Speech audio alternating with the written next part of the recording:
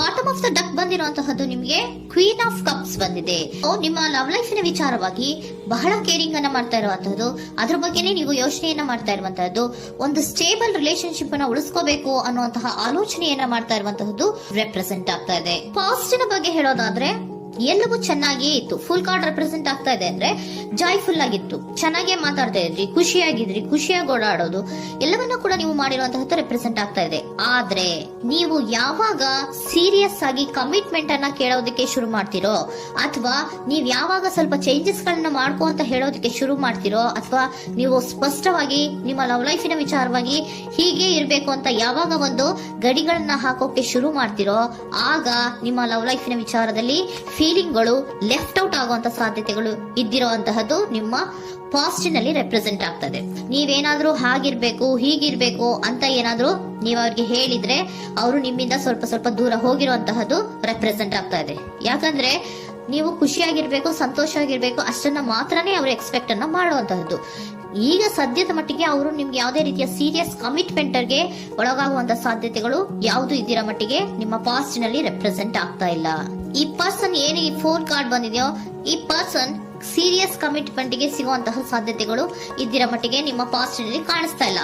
ಆಗ ಅವರಿಗೆ feeling left out ಆಗಿರುವಂತಹದ್ದು, ಅವರು ಸ್ವಲ್ಪ ಸ್ವಲ್ಪ ಚೇಂಜ್ ಆಗಿ ನಿಮ್ಮಿಂದ ದೂರ ಹೋಗಿರುವಂತಹದ್ದು ಈ ಕಾರ್ಡಿನಲ್ಲಿ ರೆಪ್ರೆಸೆಂಟ್ ಆಗ್ತಾ ಇದೆ. ಅಟ್ ದ ಪ್ರೆಸೆಂಟ್ ನಲ್ಲಿ ನಿಮಗೆ ಬಂದಿರುವಂತಹ ಕಾರ್ಡ್ ಏನು, ವೀಲ್ ಆಫ್ ಫಾರ್ಚೂನ್. ಬದಲಾವಣೆಯ ಮಾರ್ಗವನ್ನ ನೀವು ಹಿಡಿಬೇಕು, ಅಂದ್ರೆ ಬದಲಾವಣೆ ಆಗ್ಬೇಕು. ನೀವು ಅವರು ಸೀರಿಯಸ್ ಕಮಿಟ್ಮೆಂಟ್ ಅನ್ನ ಕೇಳಿದಾಗ ಅವರು ನಿಮ್ಮಿಂದ ದೂರ ಹೋಗಿದ್ದಾರೆ ಅಂದ್ರೆ ನೀವೇನ್ ಮಾಡ್ಬೇಕು, ಅಟ್ ದ ಪ್ರೆಸೆಂಟ್ ನಲ್ಲಿ ಬದಲಾವಣೆಯ ಮಾರ್ಗವನ್ನ ಹಿಡಿಬೇಕು. ಬದಲಾವಣೆಯ ಮಾರ್ಗವನ್ನ ಮಾಡ್ಕೊಳಕ್ಕೆ ಹೋಗ್ತೀರಾ, ಆದ್ರೆ ನಿಮ್ ಕೈಲಿ ಆಗ್ತಾ ಇಲ್ಲ. ಯಾಕಂದ್ರೆ ವೀಲ್ ಆಫ್ ಫಾರ್ಚೂನಿನ ಕ್ಲಾರಿಫಿಕೇಶನ್ ಕಾರ್ಡ್ ಬಂದಿರುವಂತಹದ್ದು ಯಾವುದು, ಡೆವಿಲ್ ಕಾರ್ಡ್ ರೆಪ್ರೆಸೆಂಟ್ ಆಗ್ತಾ ಇದೆ. ಡೆವಿಲ್ ಕಾರ್ಡ್ ಏನನ್ನ ರೆಪ್ರೆಸೆಂಟ್ ಮಾಡುತ್ತೆ, ಅಡಿಕ್ಷನ್ ಅನ್ನ ರೆಪ್ರೆಸೆಂಟ್ ಮಾಡುತ್ತೆ.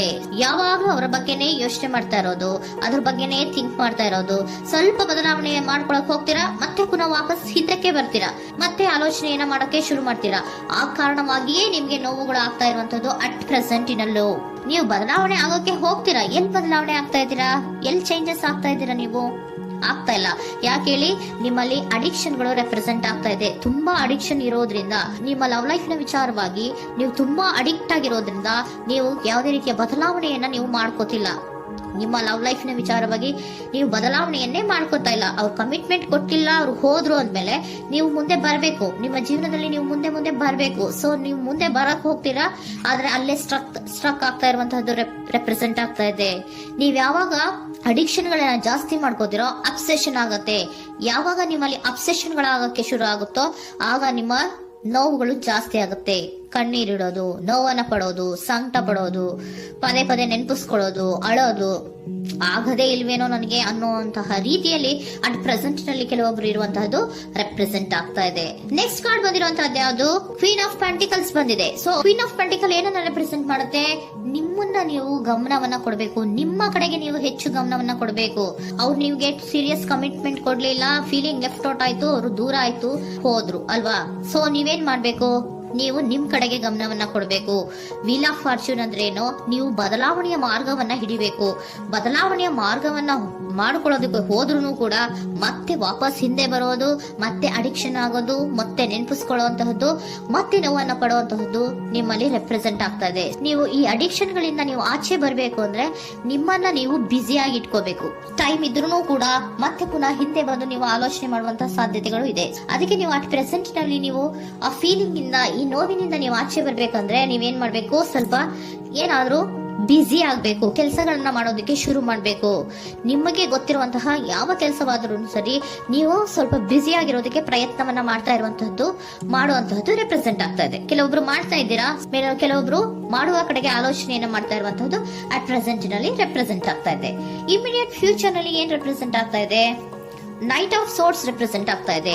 ನೀವು ಕ್ವಿಕ್ ಥಿಂಕಿಂಗ್ ಅನ್ನ ಮಾಡಿ ಏನೋ ಒಂದು ಆಕ್ಷನ್ ಅನ್ನ ತಗೋಬೇಕು ಅನ್ನೋದ ಆಲೋಚನೆಯನ್ನ ಮಾಡ್ತೀರಾ, ಬಹಳ ಫೋಕಸ್ ಅನ್ನ ಮಾಡ್ತೀರಾ ಒಂದು ವಿಚಾರವಾಗಿ, ಕ್ವಿಕ್ ಥಿಂಕಿಂಗ್ ಅನ್ನ ಮಾಡ್ಬೇಕು ಅಂತ. ಮತ್ತೆ ಪುನಃ ಏನ್ ಮಾಡ್ತೀರಾ, ನಿಮ್ಮ ಮುಂದೆ 2 ಆಪ್ಷನ್ಗಳು ಬಂದ್ಬಿಡುತ್ತೆ. ಯಾವ್ದು ಮಾಡ್ಲಿ, ಹೇಗ್ ಮಾಡ್ಲಿ, ಏನ್ ನನ್ನ ಕೈಲಿ ಆಗ್ತಾ ಇಲ್ವಲ್ಲ ಮರೆಯೋದಕ್ಕೆ, ಮುಂದೆ ಹೋಗೋಣ ಅಂತೀನಿ, ಮತ್ತೆ ಏನಿದು ಕನ್ಫ್ಯೂಷನ್ ಅಂತ ಮತ್ತೆ ಕನ್ಫ್ಯೂಷನ್ ಅಲ್ಲಿ ಇರುವಂತಹದ್ದು ಇಮಿಡಿಯೇಟ್ ಫ್ಯೂಚರ್ ನಲ್ಲಿ ರೆಪ್ರೆಸೆಂಟ್ ಆಗ್ತಾ ಇದೆ. ನೀವೇನ್ ಮಾಡ್ಬೇಕು, ಈ 2 ಆಯ್ಕೆಗಳಲ್ಲಿ ನಿಮಗೆ ಯಾವ ಆಯ್ಕೆ ಬೇಕು ಅನ್ನೋದನ್ನ ಫಸ್ಟ್ ಆಲೋಚನೆಯನ್ನ ಮಾಡಿ ನಂತರ ನಿರ್ಧಾರವನ್ನ ಮಾಡಬೇಕಾಗುತ್ತೆ. ಡಿಟರ್ಮಿನೇಷನ್ ಅಂಡ್ ಡೈರೆಕ್ಷನ್, ನಿರ್ಣಯವನ್ನ ಮಾಡಿ ಅದೇ ದಾರಿಯಲ್ಲಿ ನೀವು ಮುಂದೆ ಹೋಗ್ಬೇಕು. ಈ ಆಲೋಚನೆಯನ್ನ ಮಾಡಬೇಕು. ಆ ರೀತಿಯ ಆಲೋಚನೆಯನ್ನ ಮಾಡಿದ್ರೆ ಇನ್ ನಿಯರ್ ಫ್ಯೂಚರಿನಲ್ಲಿ ನೀವು ಆ ರೀತಿ ಆಲೋಚನೆಯನ್ನ ಮಾಡಿದ್ರೆ ನಿಮ್ಮಲ್ಲಿ ಒಂದು ಪಾಸಿಟಿವ್ ಚೇಂಜಸ್ ಗಳಾಗುತ್ತೆ. ಸ್ಟಾರ್ ರೆಪ್ರೆಸೆಂಟ್ ಆಗ್ತಾ ಇದೆ, ಕೆಲವೊಂದು ರೀತಿಯ ಪಾಸಿಟಿವ್ ಚೇಂಜಸ್ ಗಳು ಆಗುತ್ತೆ. ನಿಮ್ಗೆ ಏಂಜಲ್ ಗೈಡೆನ್ಸ್ ಏನ್ ಕೊಡ್ತಾರೆ ಅನ್ನೋದನ್ನ ನೋಡೋಣ. ನಾಟ್ ದ ರೈಟ್ ಟೈಮ್, ಇದು ಕರೆಕ್ಟ್ ಆಗಿರುವಂತಹ ಟೈಮ್ ಅಲ್ಲ. The situation will improve, situation ಅನ್ನೋದು ಇಂಪ್ರೂವ್ ಆಗುತ್ತೆ ಯಾವಾಗ, ಇಫ್ ಯು ಬಿಲೀವ್, ನೀವು ನಂಬಿಕೆ ಇಟ್ಟಾಗ ಮಾತ್ರ ಸಿಚುಯೇಷನ್ ಅನ್ನೋದು ಇಂಪ್ರೂವ್ ಆಗುವಂತಹದ್ದು. ಏನೀಗ ಬೇಜಾರಿನಿಂದ ಇದ್ದೀರಲ್ಲ, ಈ ನೋವು ಯಾವಾಗ್ಲೂ ಶಾಶ್ವತವಾಗಿ ಇರುವಂತಹದ್ದು ಅಲ್ಲ. ನಾಟ್ ದ ರೈಟ್ ಟೈಮ್, ಇದು ಕರೆಕ್ಟ್ ಆಗಿರುವಂತಹ ಸಮಯ ಅಲ್ಲ. ಸ್ವಲ್ಪ ವೇಟ್ ಮಾಡು, ನೀವು ಚೇಂಜಸ್ ಮಾಡ್ಕೊಳ್ಳೋ ಕಡೆಗೆ ಹೆಚ್ಚು ಗಮನವನ್ನ ಕೊಡು, ಅಲ್ಲಿ ಚೇಂಜಸ್ ಆಗತ್ತೆ ಅನ್ನೋದನ್ನ ಏಂಜಲ್ ಗೈಡೆನ್ಸ್ ನಿಮ್ಗೆ ಕೊಡ್ತಾ ಇದ್ದಾರೆ. Surrender your full power. Your life is a calling for you to step into your full power rather than playing it small. ನೀವು ಧೈರ್ಯವಾಗಿ ಒಂದು ಹೆಜ್ಜೆಯನ್ನ ಮುಂದಕ್ಕೆ ಇಡಬೇಕು. ಸೊ ಮುಂದೆ ಹೋಗುವಂತಹ ಆಲೋಚನೆಯನ್ನ ಮಾಡಬೇಕು. ಪವರ್ ಇಂದ ನಿಮ್ಮಲ್ಲಿರುವಂತಹ ಪವರ್ ಅನ್ನ ಯೂಸ್ ಮಾಡ್ಕೊಳ್ಳಿ. ಯಾಕೆ ನನ್ನಲ್ಲಿ ಏನಿಲ್ಲ, ನನ್ನ ಕೈಲಿ ಏನೂ ಆಗಲ್ಲ ಅಂತ ಯಾಕೆ ಕೂತಿದ್ದೀರಾ? ನೀವು ಏನ್ ಮಾಡ್ಬೇಕು, ಬಹಳ ಧೈರ್ಯದಿಂದ ಮುಂದಕ್ಕೆ ಹೋಗಿ ಅನ್ನೋದನ್ನ ನಿಮ್ಗೆ ಸರೆಂಡರ್ ಕಾರ್ಡ್